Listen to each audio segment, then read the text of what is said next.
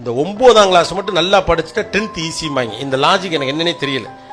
10th மட்டும் ஒரு 450 mark எடுத்துட்ட, அதுக்கப்புறம் லைஃபே ஜாலிப்பா, சம சந்தோஷமா இருக்கலாம், ஒரு பிரச்சனையும் கிடையாமா. முட்டி மோதி என்னென்ன முடியுமோ எல்லாத்தையும் பண்ணி வரவனுக்கெல்லாம் பதில் சொல்லி பண்ணி 10th 450 மார்க் எடுத்து முடிச்சவனே சொல்லுவாங்க, தம்பி 11th பப்ளிக் 11th மட்டும் நல்லா படிச்சுட்ட, 12th நல்ல மார்க் எடுத்து சரி தொலை, 12th நல்லா படிப்போம், படிச்சு நல்ல மார்க்லாம் எடுத்து வெளியில வந்து நாமளா நினைச்சுக்கோம் காலேஜ்ல எல்லாம் பழைய படம் மாதிரி ஒரே ஒரு நோட் எடுத்துட்டு போனா போதும், அங்க போனோடனே ஜாலியா இருக்கலாம், இதுக்கு ஸ்கூலே தேவையில்ல, முத நாளே கதற அளவுக்கு இருக்கும் காலேஜ்.